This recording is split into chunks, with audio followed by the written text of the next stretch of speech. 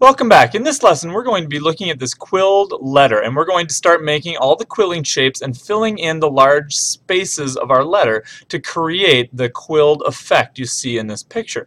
Before we get started, let's just look at a couple different things. We're going to look at color schemes. The first thing you're going to need to do is pick a color scheme. So you'll see in this letter A they used a monochromatic color scheme. They've got the light red, medium red, and the dark red. They've also got some lines kind of swirling around the composition, pulling the whole thing together with movement of line. In this one you've got a cool color combination, and in our next two examples you've got again monochromatic with orange. They've got the light orange, the regular orange, the dark orange, and in this one, this W here, you have kind of a analogous color combination. You've got the purple here, the blue, the green, and then this yellow, which is kind of like an outlier in the analogous colors there. So as we look at our color schemes, you may choose, it's your artistic choice, whether you want monochromatic, which would be the same color with different values, or if you want analogous, which are colors that are next to each other on the color wheel, or complementary colors, colors that are across from each other on the color wheel.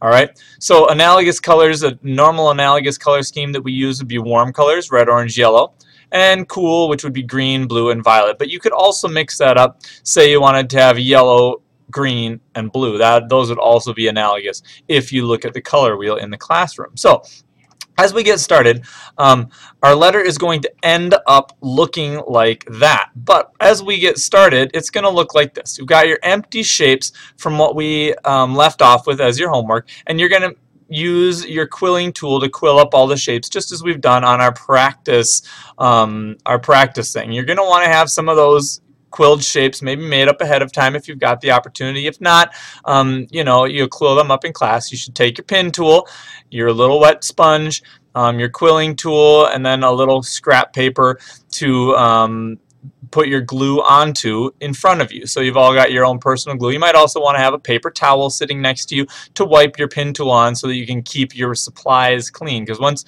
you get working, sometimes your fingers get kind of gluey if you're not careful. Same with the pin tool there. So as you get that started, you're going to really start thinking about shapes. How are you going to be using the shapes of your quilling? You're going to take those little swirls and you want to fill that area in, and you're going to have to take these and really pinch them. So here, if I take this and I'm going to be putting it into this little area there, I want to think of what kind of basic closed form shapes can I put in there, you know, depending on if I want a triangle, I want a marquee.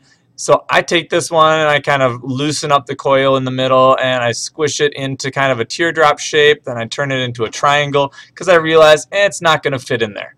Okay, so you're going to have to be thinking of two things. Number one, what shapes do you want to use? And number two, how are you going to fit them all into the space? You know, are you going to fit them in kind of like a puzzle piece and make sure that there's no space left? Are you going to be able to design it by repeating the same shapes over and over that you'll be able to fill it in and it'll just turn out like a puzzle?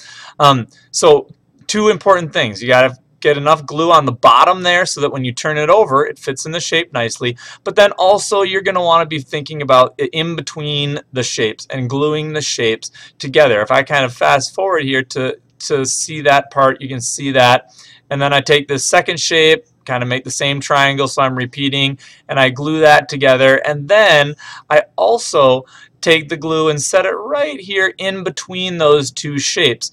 And just like in first grade, we used our paper strip sculpture, and we talked about gluing different pieces together in our paper strip sculpture so that the paper strip sculpture would be more stable. You also want to think of that in, you know, gluing this shape here together and gluing the different shapes together brings it to be more stable. And so as you're gluing those different shapes together, you really want to think of how you're gluing them together, not only to the paper, but also to each other so they're really stable. So if I finish off that piece, I get that done, and continue here, I finish off by just adding all the little shapes in. Okay, and I take the time to kind of fill in the main area with those quilling shapes. Okay, so there's the bottom part of my L completed. It's going to look something like that. But you're going to have to fill in all of those different letters. So here you go. I end up using quite a few different coils, so I can show you they're all lined up, and then I kind of just work quickly to fill in all these spaces, gluing the little pieces in like a puzzle, gluing them all to each other, as well as gluing them down onto the white tag board. Okay, and by filling that in, by the end, I get it to look something like that. Okay, and then I move on to finish the last part of it, which looks like this.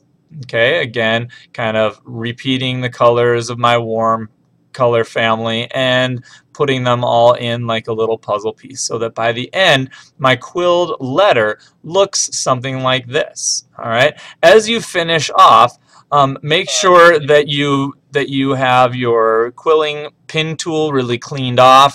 You throw your glue away, and your shapes of your letter are completely filled in with all the little quilling shapes, and they fit together like a puzzle, and they're all glued to each other so that your artwork is more stable. And that is how you finish your quilling letter.